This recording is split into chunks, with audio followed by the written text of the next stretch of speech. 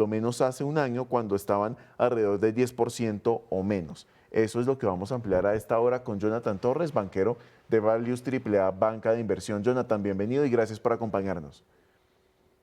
A ti, Sebastián, muchas gracias por la invitación y por el espacio. Gracias, Jonathan. Estamos viendo entonces con estas operaciones y sobre todo con esa activación de las cláusulas de sobreadjudicación que hay interés en la deuda colombiana que está mucho más barata que lo que veíamos hace algunos meses, tal vez por el optimismo que está generando la llegada de Abelardo de la Espriella ya confirmada después del escrutinio a la presidencia de la República. Pero entonces, ¿qué hace falta para que tal vez las tasas bajen más y haya menos incertidumbre a la hora de emitir deuda? Ok. Lo que hace falta es, ya una vez se posicione bajo el nuevo periodo de mandato de mi doctor Abelardo, es que posiblemente reduzca la prima de riesgo. Al reducir esta prima de riesgo, paralelamente irán a reducir las tasas de interés para la colocación de estos bonos. Y pues que cuando se posicione el nuevo gobierno, su política sea totalmente clara en cuanto a las acciones que se deben llevar ante la crisis fiscal que está atravesando actualmente el país.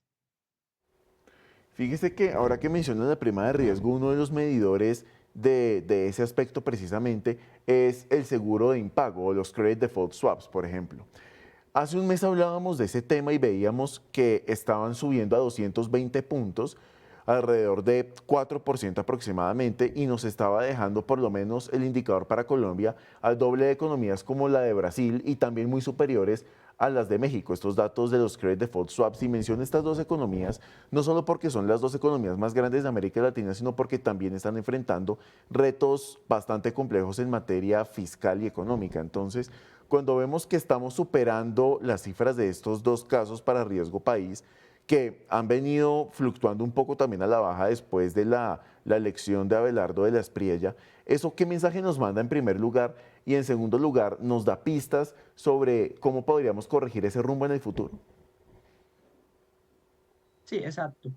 Ante la incertidumbre política que se veía generando por las contiendas electorales, ya al tener un panorama claro en cuál va a ser la visión, cuál va a ser el mando del país con la posesión de Abelardo, bueno, vamos a considerar de que el mercado va a percibir de que van a haber más garantías para las inversiones, van a haber mucho más incentivos para que inversionistas puedan traer sus capitales hacia Colombia y que tengan esas garantías aún más claras, dado que eso fue un factor clave durante el gobierno del doctor Gustavo Petro. Entonces fue lo que básicamente nos afectó a lo largo de estos años. Y precisamente en este momento, con la estrategia que estamos viendo de la Dirección de Crédito Público de tener esas cláusulas de sobreadjudicación, digamos que uno entiende la importancia de la herramienta y la idea es que continúe, por supuesto, pero el enfoque que ha tenido ahora, digamos, a la hora de emitir deudas no ha sido tan estratégico como se pensaba en su momento.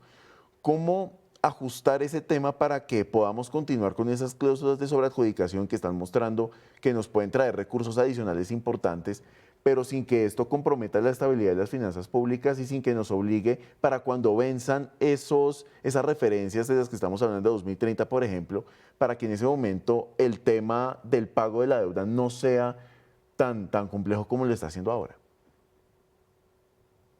Ya tendríamos que analizar cómo va a ser el comportamiento del mercado durante estos años mientras llegamos al primer vencimiento de estos bonos de título para el 2030. Tendremos que evaluar cuál van a ser puntualmente las políticas que se van a tener en cuanto a la reducción del gasto público, que eso nos va a ayudar a permitir de que se puedan generar estos pagos sin que se comprometan otro tipo de acciones financieras y que esto se perciba muy favorable para el público. Entonces, eso es básicamente lo que tendríamos que analizar para que cuando lleguen estos términos no nos veamos afectados a la hora de realizar el pago. Fíjese que cuando menciona el mercado hay un punto interesante para analizar y es el comportamiento por lo menos de la Bolsa de Valores de Colombia, del índice MSCI Colcap, tanto en primera como en segunda vuelta, o por lo menos la jornada posterior a esos dos momentos. En la primera jornada para primera vuelta precisamente vimos que el MSCI Colcap tuvo un incremento de, si no me falla la memoria, 3% aproximadamente, un poco más de 3%, pero cuando vemos el cierre de la jornada tras la segunda vuelta, en vez de un incremento hubo una caída más o menos parecida, de alrededor de 3% también aproximadamente. ¿Eso qué nos quiere decir teniendo en cuenta que el ganador tanto en primera como en segunda vuelta fue Abelardo de la Espriella? Ese cambio, ¿a qué nos hace referencia y podemos estar viendo esos niveles de sub y baja constantemente en el futuro? Podríamos llegar a pensar de que esto es una toma de ganancias de los inversionistas que han marcado posiciones dentro de este índice, teniendo en cuenta de que veníamos de una incertidumbre, veníamos más o menos con un panorama claro de que en primera vuelta Abelardo pues marcó un porcentaje alto de colombianos que votaron sobre él, y ya al ver de que se generó para estas elecciones 2026 una segunda contienda, quedó aún más claro de que cuál va a ser la ruta a partir del 7 de agosto, cuando ya se genere la posición. Entonces, esas fluctuaciones en el Colcap se deben a estas percepciones de los inversionistas en cuanto a la ruta fiscal que va a adquirir el país para estos nuevos periodos. Por supuesto, esa ruta fiscal va a ser importante y sobre todo el hecho de comunicarla de la mejor manera posible. Aquí, ¿cómo podríamos decirle a la gente qué esperar sobre esas decisiones que tome el gobierno para mejorar en esa ruta?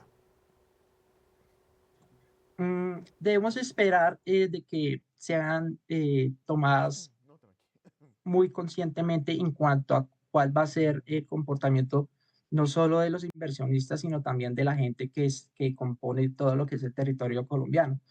Debemos esperar de que estas acciones sean en pro del beneficio de todos, de que si es el aumento de algún tipo de impuesto, alguna reducción en cuanto a eh, planes sociales, que todo esto se tenga muy en cuenta y que sea favorable para todos, no simplemente tener en cuenta el inversionista. Por supuesto, aquí se busca el bienestar para todos los colombianos, que parte desde una estrategia fiscal y macroeconómica hasta traducciones que se vean en la calle, en el ciudadano de a pie. Por supuesto, Jonathan Torres, banquero de Values AAA, gracias por estos minutos aquí en el bloque informativo de Negocios Dito. A usted, Sebastián, muchas gracias por el espacio y que tenga una feliz tarde. Igualmente para usted, Jonathan.